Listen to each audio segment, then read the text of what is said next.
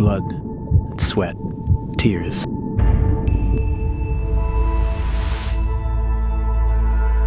How far are you willing to walk? Are you ready for the distance? Will you go the extra mile? Will you lay it all down for the one who gave you his all? And consider the cost of the cross.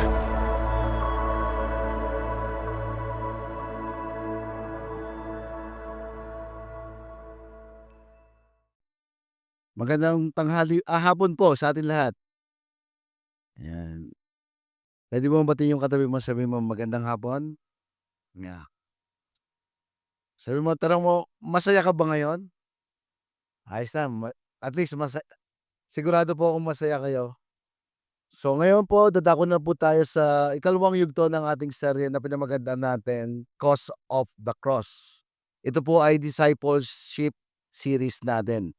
'Pag sinabi pong cause of the cross, it means salvation in Christ is a free gift. Tama po ba? Ang kaligtasan po na ating na-receive sa ating Panginoong Hesus ay ito po ay tunay na libreng regalo po na binigay sa atin.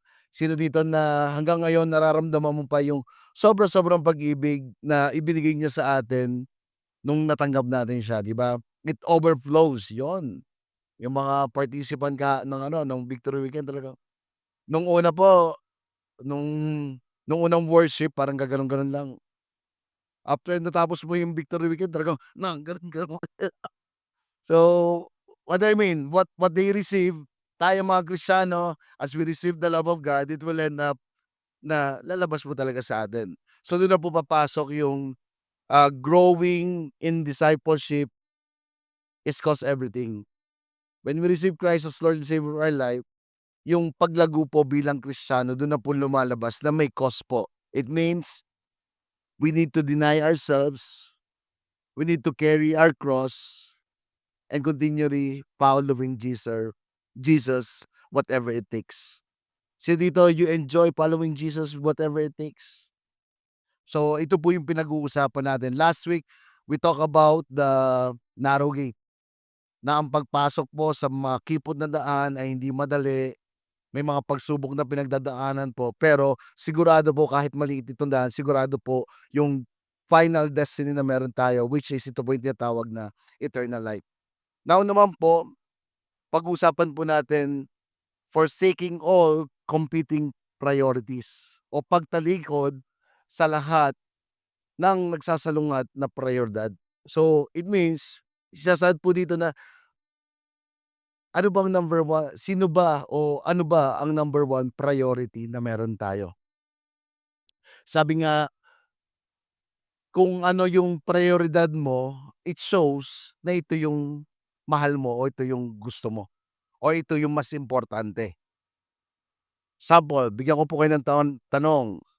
Can you give me an example of how you have handled multiple priorities? Papaano ba kayo mag-handle ng napakamaraming prayoridad? Sample, halimbawa pagka-budget, sino po dito meron kayong mga allowance, may mga budget, taas ang kamay. Sa mag-asawa, 'yon.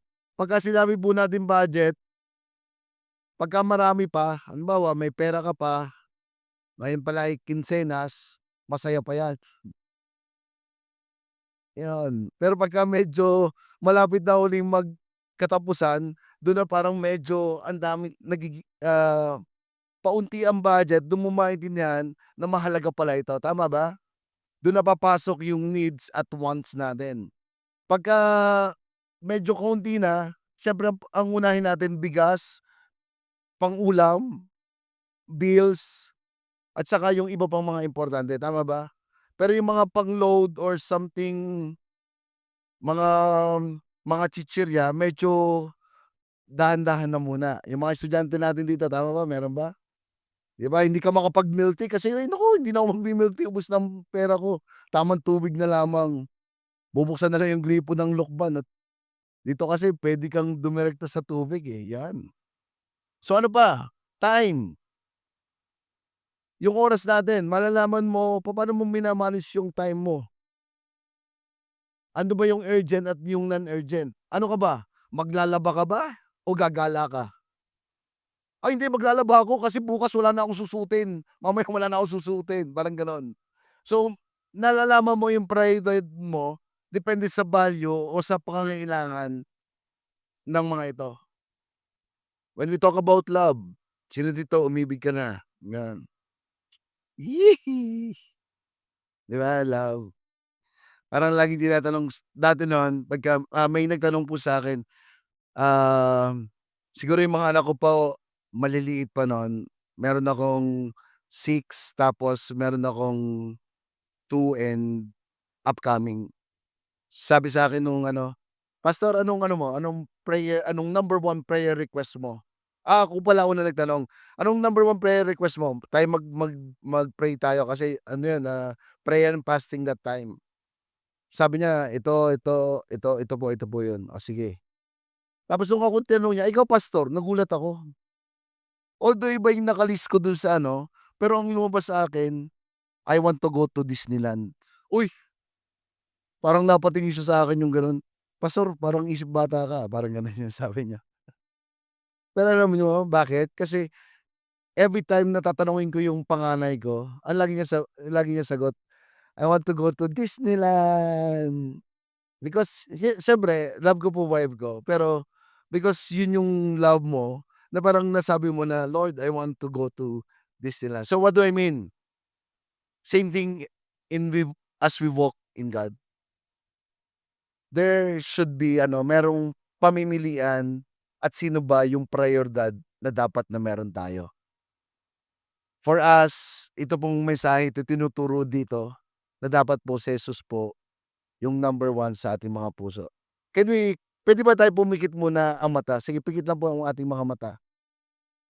I-search po natin ngayon sa ating mga puso, sino ba ang umaagaw sa place na number one sa ating mga puso, isipan at sa ating gawa. And kung meron man, maybe it's vices, sin, or someone else, or ambition, future, or stress, or anxiety, let's give it to the Lord. Lord, thank you for the day. Give us your mind that we will release it and we will choose you, Jesus, our number one. In Jesus' name, amen. Can we all stand up and let us read the word of God in Marcos 10, 28 at 31. Yan. Sinabi sa kanya ni Pedro, "Paano naman po kami? Iniwan namin ang lahat upang sumunod sa inyo." Sumagot si Jesus, "Sinabi ko sa inyo ang totoo, ang lahat ng naiwan ng bahay, ang lahat na nag-iwan ng bahay, mga kapatid, mga magulang, mga anak, o mga lupa dahil sa akin at sa magandang balita ay tatanggap sa panahong ito ng mas marami pa kaysa sa kanyang iniwan." Or in English, will receive 100-fold now in this time.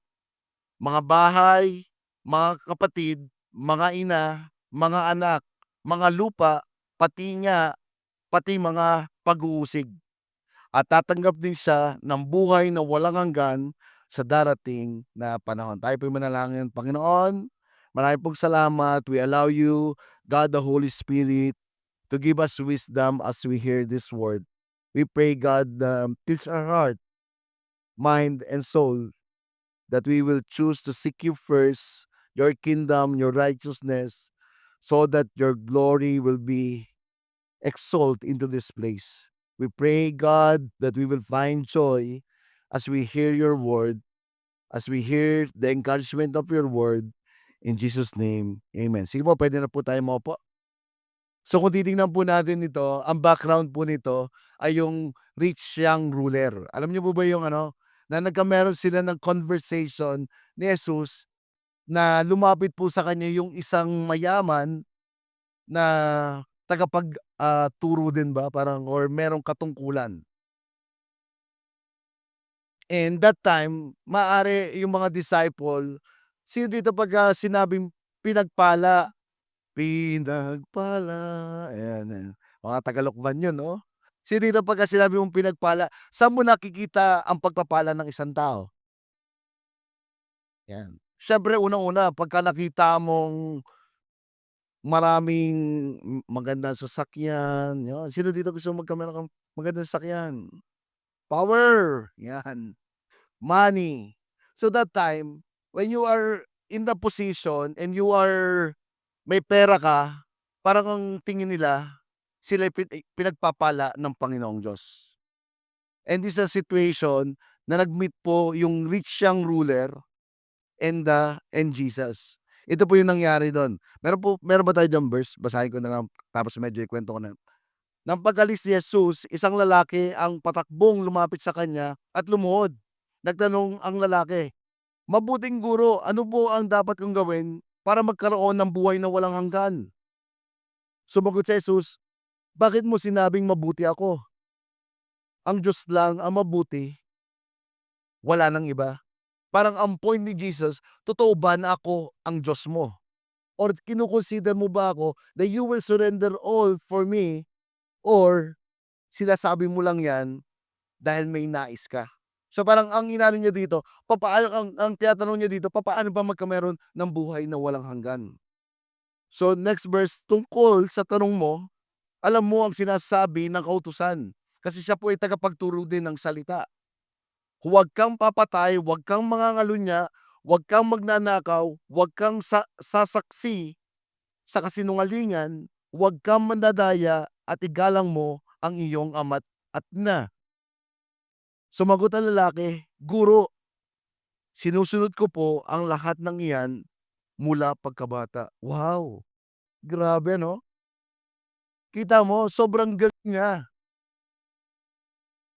Kumbaga parang si Daniel Padilla na, nasa kanya na ang lahat. Kasi lahat ng mga rules ay sinasabi niya dito, kaya niyang sundin. Pero meron po akong nabasang commentary, bakit niya nasasabi yun? Kasi nga, he has a money. Kasi that time, pagka may pera ka, marami kang pambili ng pang-alay. Alam niyo po yung alay? Mga depende sa kasalanan mo. Kung time natin ngayon, halimbawa, pagpasok ni Mark diyan may dalang pusa, aba, iaalay yung pusa, aba, may kasalanan si Kuya Mark. Dumating si Chester, may dala aso, aba, malaki-laking kasalanan nito. Abay, si pastor may dala, pumasok walang dala, aba, holy. Tapos maya-maya pagdating elepante yung dala. So what I mean, pagka marami kang pambili, marami kang pambayad. So somehow he can say that because maybe he can live it some of the ano, but because marami siyang pera, he is blessed that nakakapagbigay siya. So ito kasunod po yung tanong. Sumagot, yan. Tiningnan siya ni Jesus na may pagmamahal at sinabi, so parang sabi niya, nasa akin na, I can obey all that. Isang bagay pa ang kulang sa iyo. Umuwi ka at ipagbili mo ang ari-arian mo at ipamigay mo ang pera sa mga mahihirap at magkakaroon ka ng kayamanan sa langit. So, dito na po nakakalungkot ang sitwasyon. Pagkatapos, sige, ibalik mo ulit. Pagkatapos bumalik ka at sumunod sa akin. Nalungkot ang lalaki nang marinig ito at umalis siyang malungkot dahil napakayaman niya. So in this point, alam na natin kung ano ang naging number one priority na meron siya. Ano pong number one priority niya? Hindi po yung totoong gusto niya ng buhay na walang hanggan. But ang mas nais niya ay yung buhay na meron po dito sa mundo. Lagi natin sinasabi kung nasaan ang ating kayamanan, nandun din ang ating puso. Tama ba? Di ba pagka bumunot ka o yung wallet natin, lagi yang kaduksong ng ating puso. Tama ba? Kaya pagka dumadating yung ano, nabunot ako na ang sakit, eh. So, depende yung truly makikita mo dito the way the young man live, alam na niya yung priority niya at alam niya na kung sino yung gusto niya.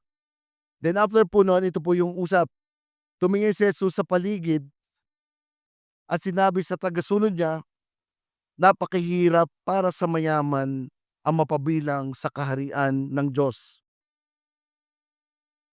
Nagtaka sila sa sinabi ni Jesus, kaya sinabi niya, "Mga anak, napakahirap talagang mapabilang sa kaharian ng Diyos. Mas madali pang magpasakop sa makapasok ang isang kamelyo sa butas ng karayom kaysa mapabilang sa isang mayaman sa kaharian ng Diyos." Lalong nagtaka ang mga tagasunod niya, kaya nagtanong sila, "Ganoon po, sino na lang ang maliligtas?"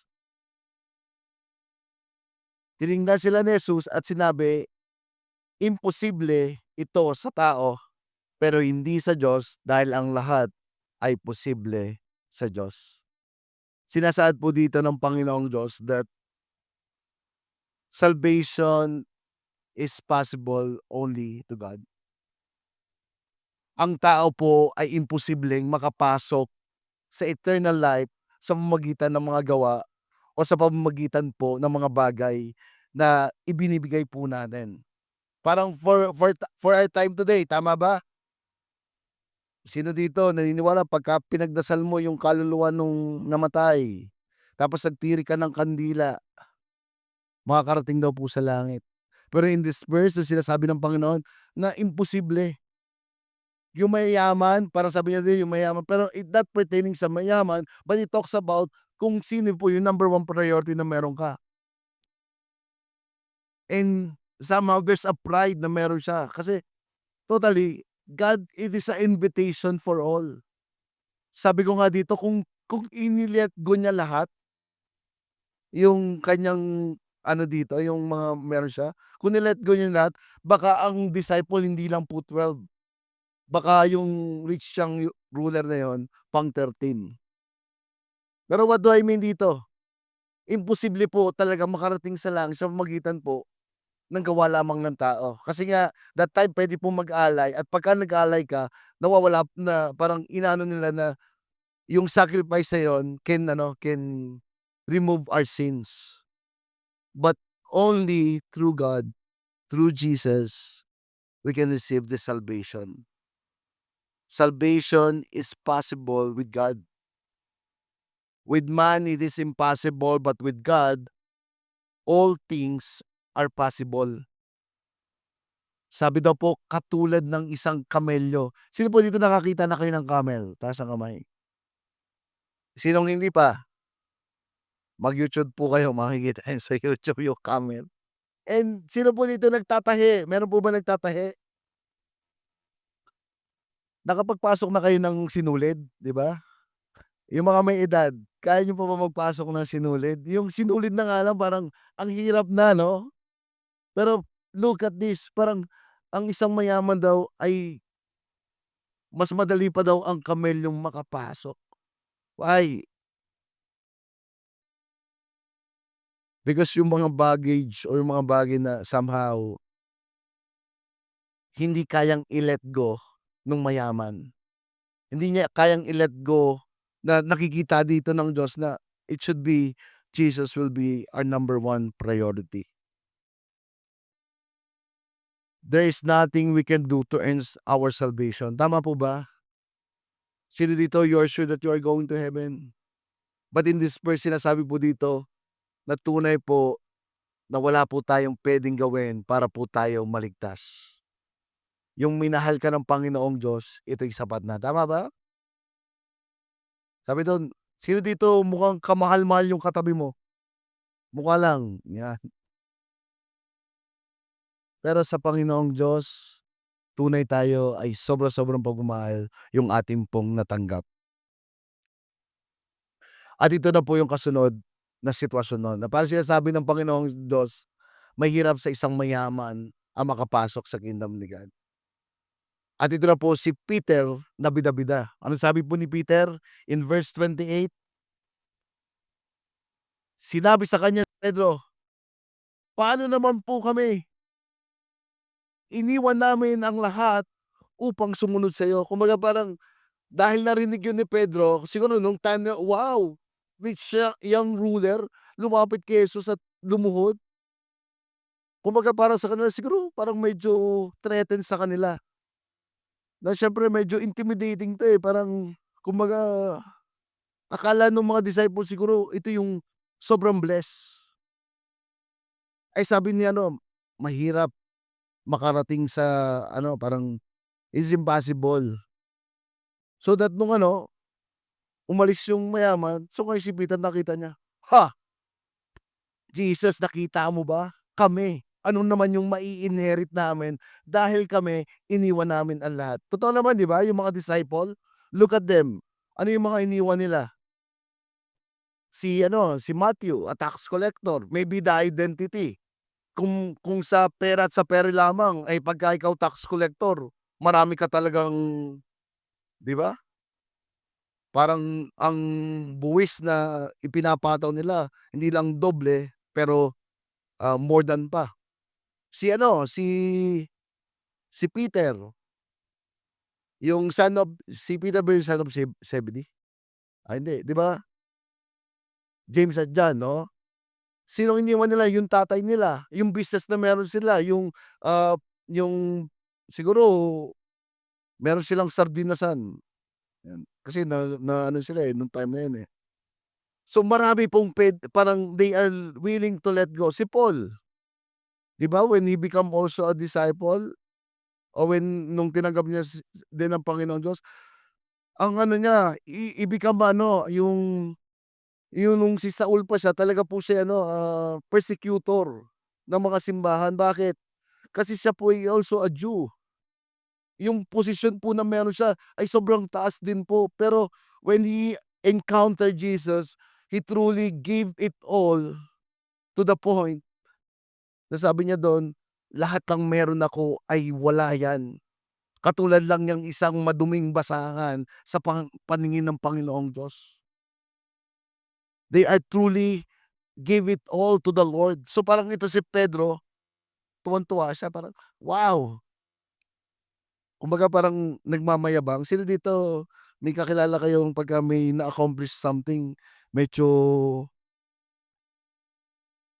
yung anak ko, yung isa, "Ay, naglinis na ako diyan, 'wag na kayong mag-aano diyan." Ba, parang ikaw may-ari ng bahay, umupo lang ako sa sopa, eh, dahil naglinis, eh, talagang kaupo ko pa lang, "Oy daddy nandun na ano." Oh, at katulad po dun ni Peter. Then ito na po yung sinabi ng Panginoong Jesus.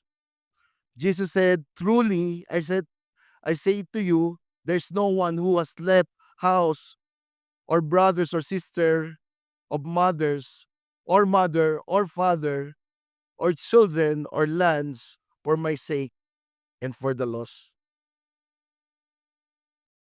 Sinasabi po ni Jesus that He must be first in our lives. Na dapat po si Jesus po yung number one sa atin.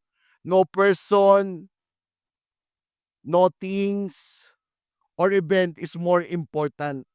Para ngayon po, some of you maaaring may lakad naman po kayo, eh, or mas maganda pang magpahinga sa bahay na lamang.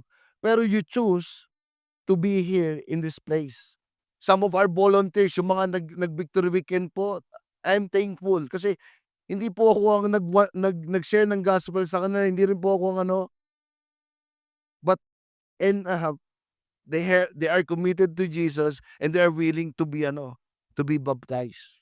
Puwede ba natin palakpakan yung mga volunteers natin o yung mga nagse-serve natin and all the leaders na meron po tayo dito sa simbahan.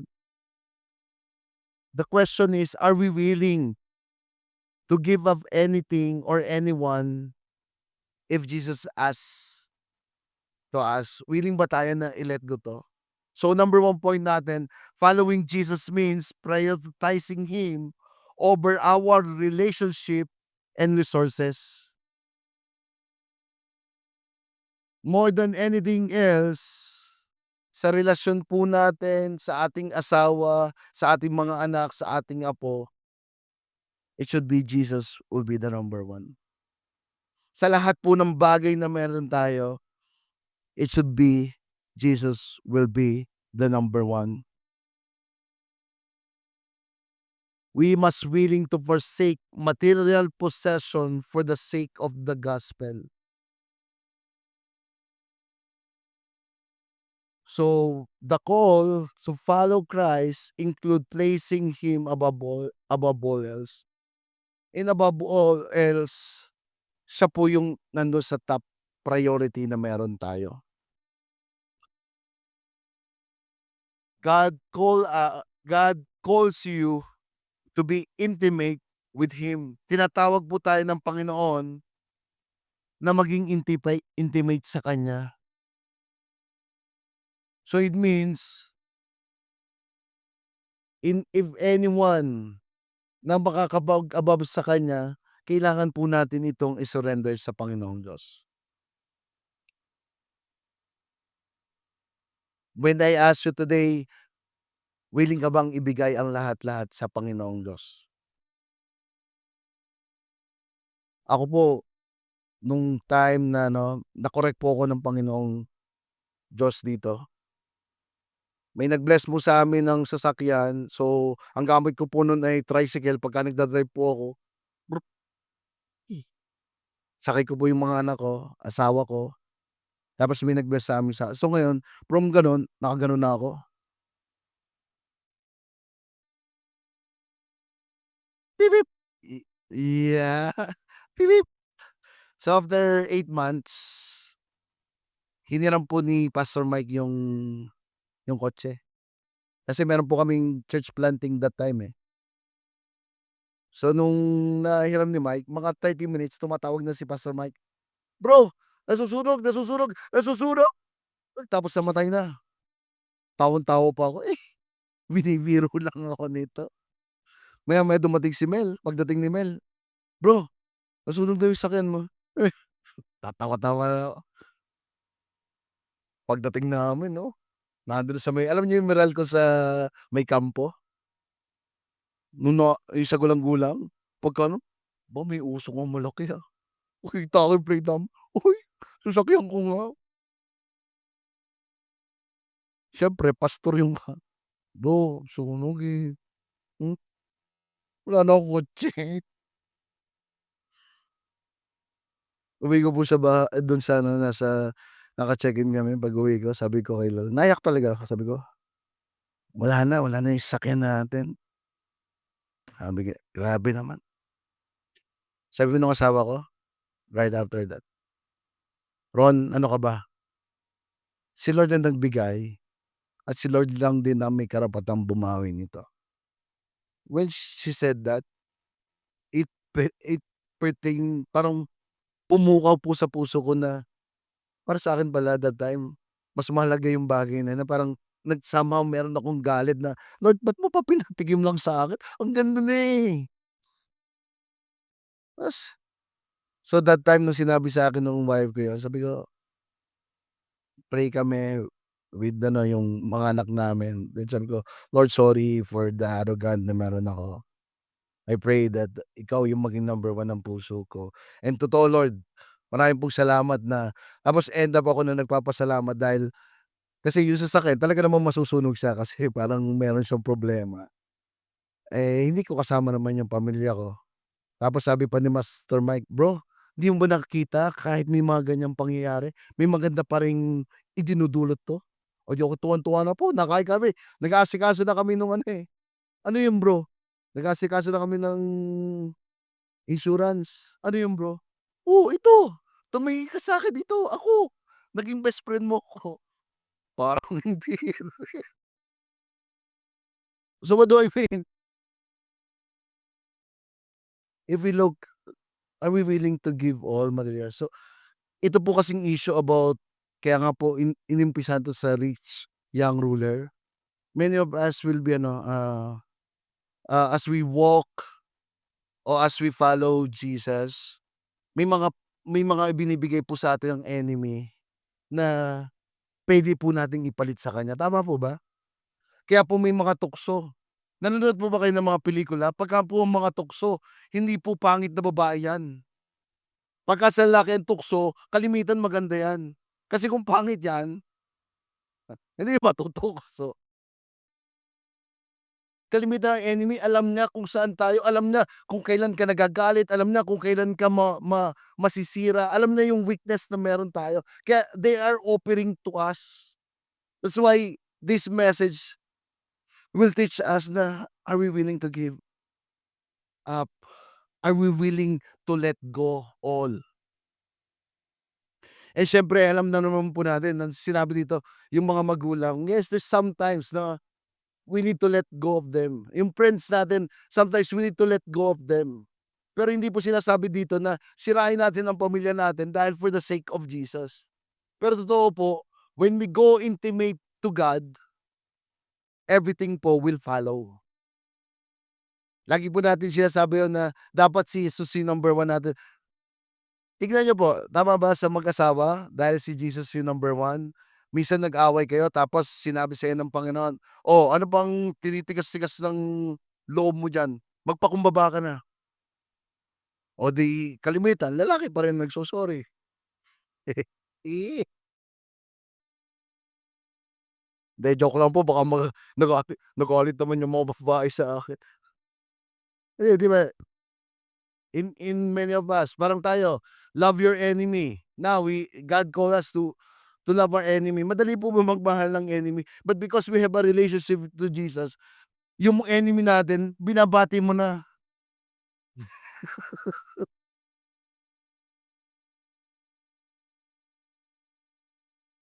There's also a benefit when we follow Jesus.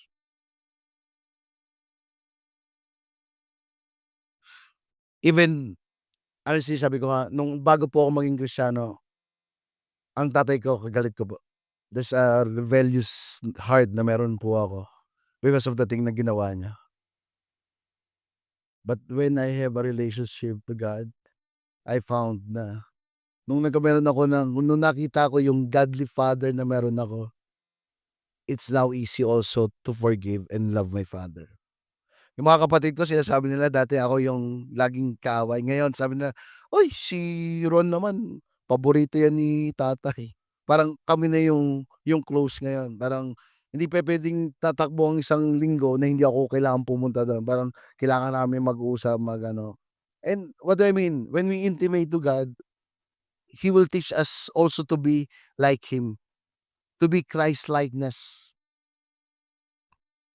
So, let us choose Jesus in all that competing with Him.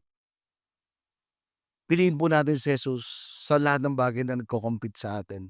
I don't know, maybe wrong relationship 'yan, lifestyle na meron tayo, identity na meron tayo. The question, are we willing to give it up to Jesus?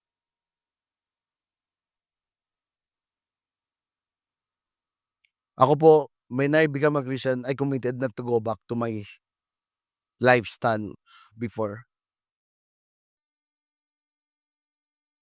Talagang sabi ko nga po, I am free in in drinking alcohol. Pero hindi naman po ibig sabihin nun pagka nakakita akong alak talagang nandidiri po ako, hindi. Lalo na yung iba pagka uminom ng Red Horse. Kasi I've been also ngayon dati lumayo po ako para magpalakas, but now lumalapit po ako sa kanila now so I can reach them and share the gospel. Meron pa rin po, pero alam mo in the end, hindi po sayang because later on yung mga dati mong kaibigan napapalapit mo kay God po. Ako yung mga kababata ko siguro 3 na po yung kababata ko that they come to Jesus. Yung mga dati kong kasama 'pag batak-batak, mga kung ano-anong kalokohan na meron kami. One time may tumawag, I think "Bro, punta ako diyan." Pumupunta po dito sa sender, then sa office magkausap kami, "Eh, bro, ano bang ginawa mo? I want to I want." So makikita mo na what happening to you, it truly, it will give a changed life also to others. And some of you, among you've been like that. Puwede ba palakpakan natin yung mga tao na nandito din that they are doing like that? Wala pong sayang if we do it for the Lord.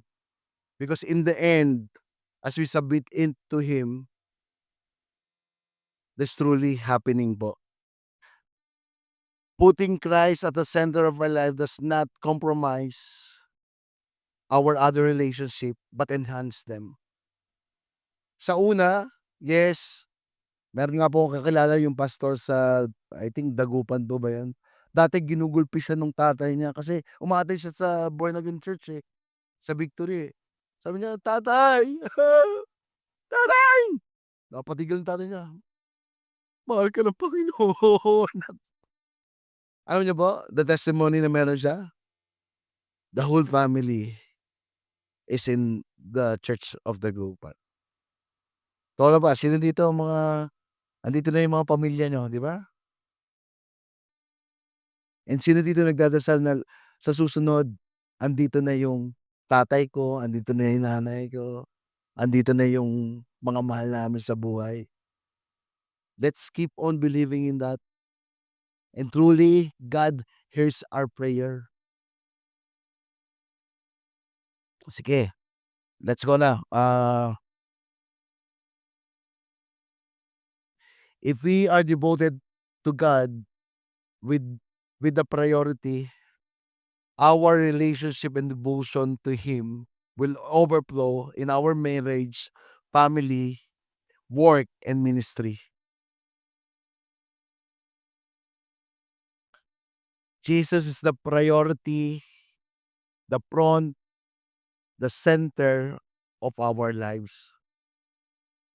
So, pagka po ba sinabing priority, it talks about time or effort.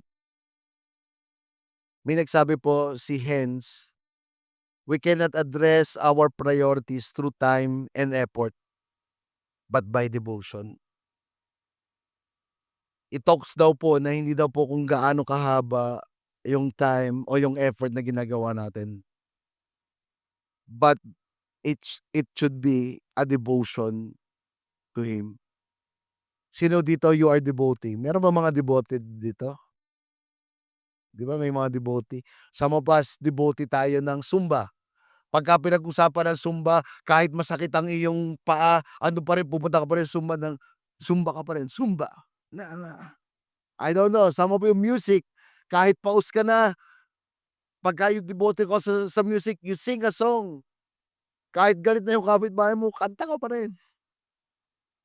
Basketball, ako minsan kahit nasa bahay ako, naglalaba ako, parang basketball pa rin. But you know what? Same thing in our relationship to God.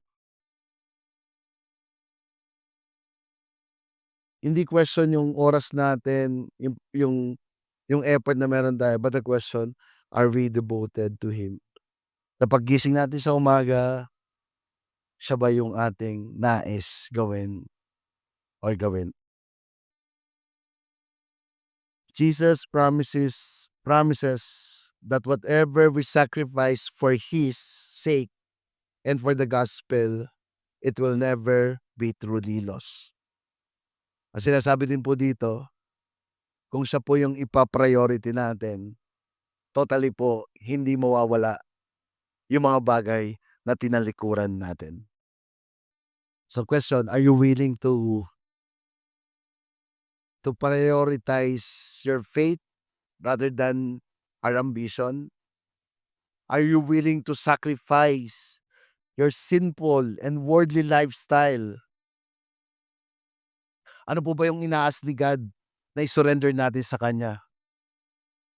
Maybe it's wrong relationship, vices, or our devotion, or our friends, or our family. Are we willing to give all to Him at siya yung unahin natin? Again, yung kasunod na verses po, pangako po ng Panginoong Hesus na kung ile-let go natin ang lahat na yan,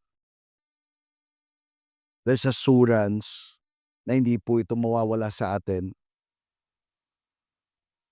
But bibigyan niya tayo ng reward. Second point, the reward of following Jesus. Meron pong reward. Ano daw po ito?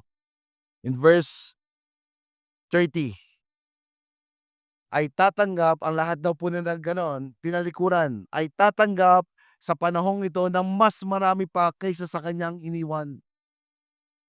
Mga bahay, mga kapatid, mga ina, mga anak, mga lupa, pati mga pag-uusig. Ayun, kasama rin pala.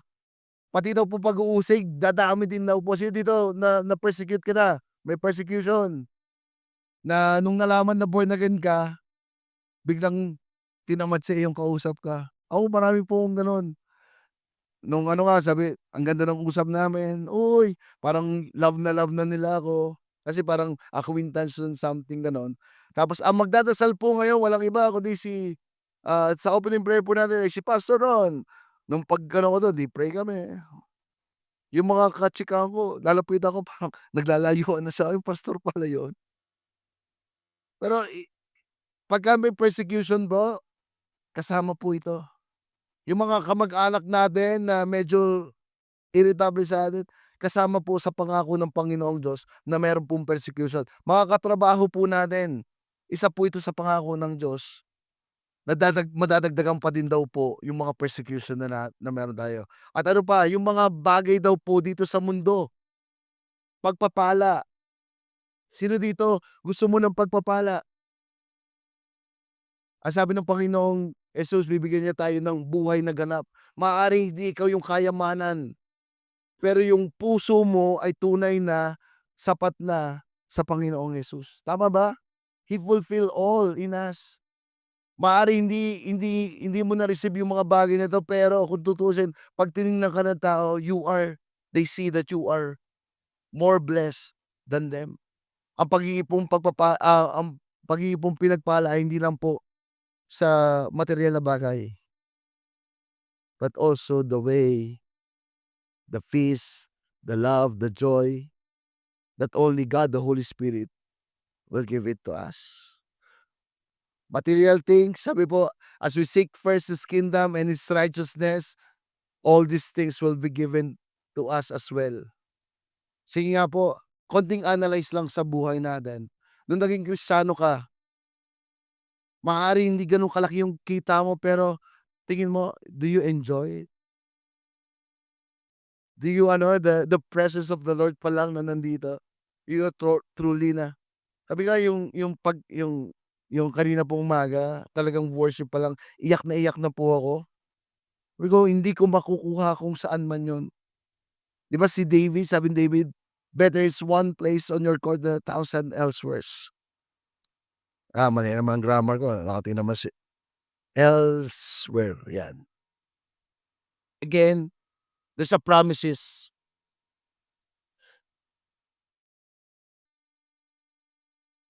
Tatanggap na maraming pagpapala sa buhay at dito sa mundo sa pamamagitan ng espirituwal na pamilya. Ano pa daw po? Spiritual family. Acts 2:45-47. They sold property possession to give to anyone who had need. Every day they continued to meet together in the temple courts. They broke bread in their homes and ate together glad and sincere hearts, praising God and enjoying the favor of all the people. Tingnan niyo po yung katabi niyo. Yan po yung sinasabi that spiritual family na meron po tayo. When I become a Christian, nung tayo po naging Kristiyano, sino po yung ating pong tatay? Is the Lord, and we are called son and daughter of God. Nung ako po yung naging Kristiyano, sabi ko nga po, the relationship naman ako sa tatay ko hindi gano'n. Pero every time si Pastor Red lalapit sa akin, itatap niya ako do'n, "Ano bro, kumusta ka na? Ron, Ron, wag ka na magpapatawag ng tawag, Ron ka na." Tinatapik lang po ako niya, I feel the presence of a father. A truly brotherhood, meron po ako ng tunay na kaibigan sa church. Alam mo yun, meron akong nung bago akong sa Christianity po, merong Richard po ako na magkasama kami. Every time ano kami nung nag-uusap kami, nagpre-pray kami together tapos umiiyak kami. Yun po nagbo-bodybuilding yun po, ang laki po ng katawan nun tapos dito nag-iiyakan kami. Tapos pati sa trabaho inakay niya ako, meron ako ng trabaho that time. And truly, minsan nga 'di ano kasi medyo maganda-gandang lalaki ng konti, eh. Konti lang sa'kin medyo magandang lalaki, konti sa'kin. So pagka na ano, yung mga intern, yung mga teacher talagang nagkaka-crush po sa kanya. Pero pagka ano sabi nung iba, ba't parang lagi silang magkakasamang tatlo, may tatlo pa po kami. Napapagkamalan po kaming mga ano, eh, mga Becky kasi hindi namin pinapansin yung mga ano, eh, kasi we want to follow God. So nagkameron po ako ng brother na ano, family. Again, tignan po ulit natin yung bawat isa na nandito. Sige, tignan po natin. There will be your brothers and sister. Ito po yung isang magandang binigay po sa atin ng Panginoong Diyos. Sa pamilya, ilan lang kayo? 3, 4, pero dito po, we are more than. Hindi lang po dito sa Lukban, but also in Candelaria, sa buo, sa Pilipinas po, sobrang po dami nating Kristiyano. Not only in the Philippines, but in every nation. Gano'n po tayo kadami, kaya tunay po nadadagdagan po yung ating pong mga spiritual family na meron tayo. We may leave behind earthly relationship, but in return, we gain countless brothers and sisters in Christ who support, love, and walk with us. Can we all stand up? Can I call the music team? As I end, sabi po dito, yung pagtalikod po natin sa iba ay hindi po 'to kawalan. Mark 10 verse 31, the last verse na meron po tayo. But many who are first will be last, and the last first. Maybe some of us, Lord, pwede bang talikuran na lang kita at balikan ko na lang yung ginagawa ko? Wrong relationship, wrong business, monkey business, or somehow forsaking others. But the word tell us, yung mga nauna daw po ay darating sa time, mahuhuli sila. At yung mga nakahuli ay mauuna. It talks about the first, we will become first because of the acceptance that we have in Christ. There's assurance po of our eternal life as we follow Him, as we seek first His kingdom and His righteousness. Yes, sure na po that God will bless us here on earth. Pero yung sinasabi po dito, the first, our name is written in heaven. Pwede po natin palakpakan muli ang Panginoong Diyos. Question, do we want to finish well? Hindi po lahat po ng Kristiyano nag-umpisa at natapos po ng matagumpay. Some of the Christian now, tinatapak-tawakan po ng kaaway, patuloy na tinatapak-tapakan, patuloy na talunan. Why? Because they did not seek first Jesus. They are not devotee of Jesus. But for all of us, I believe, as we seek first Jesus, we can finish well.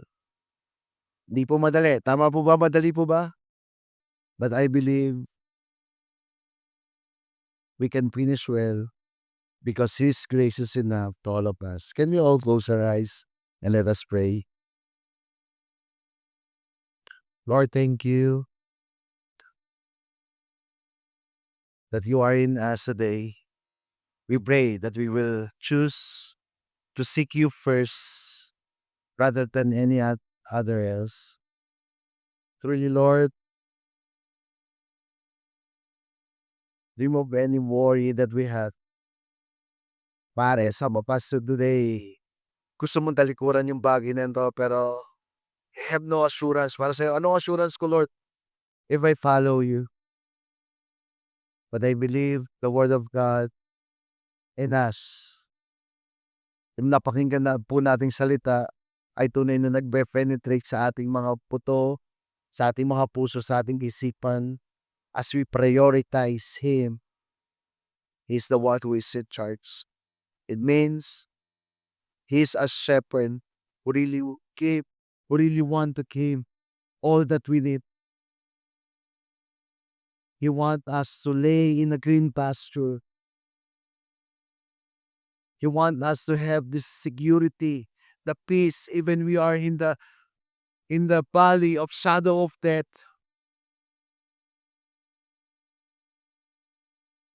I believe God want us and telling us that you are strong and courageous because I am with you.